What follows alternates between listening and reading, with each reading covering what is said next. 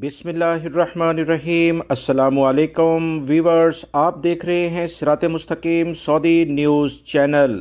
سعودی محکمہ پاسپورٹ کی جانب سے ایک بریکنگ نیوز شیئر کی گئی ہے کہ سعودی عرب میں فائنل ایگزٹ ویزا سے متعلقہ جو کچھ پریشانی کی صورتحال غیر ملکی افراد میں دیکھی جا رہی تھی کہ فائنل ایگزٹ ویزا لگنے کی کیا کنڈیشنز ہیں، کیا ایئرپورٹ سے نہیں جانے دیا جاتا، اگر کوئی بھی ایسی چیز، کوئی جرمانہ، کوئی گاڑی، رینٹ کی گاڑی یا کوئی بھی قسطوں پہ لی ہوئی چیز آپ کے نام پر ہو، ویزا لگ جاتا ہے مگر ایئرپورٹ سے نہیں جانے دیا جاتا، یعنی فائنل ایگزٹ کی سٹیمپ جوازات نہیں ایئرپورٹ پر لگاتی۔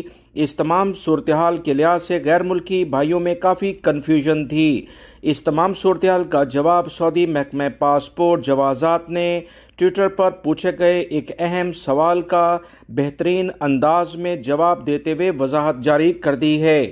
اس کی تفصیلات آپ سے شیئر کی جائیں گی۔ تفصیلات کچھ یہ ہیں کہ سعودی محکمہ پاسپورٹ نے واضح طور پر بتا دیا ہے کہ کسی بھی غیر ملکی ورکر کا ویزا سعودی عرب سے فائنل ایگزٹ کا جاری ہی نہیں ہوگا جب تک اسے دیے گئے تمام خصوصی حقوق وہ مکمل لیول پر ختم نہیں ہو جاتے۔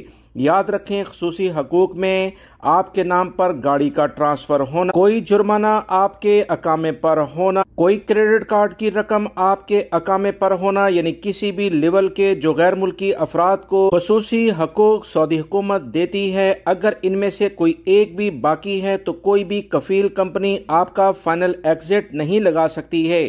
لہٰذا اس بارے میں جو کنفیوژن غیر ملکی بھائیوں میں تھی اب وہ ختم ہو جانی چاہیے۔ امید کرتا ہوں یہ معلومات آپ کے کام آئیں گی۔ ویڈیو لائک کر کے شیئر بھی کیجیے گا۔ ملیں گے مزید تازہ ترین اپڈیٹ کے ساتھ۔ السلام علیکم۔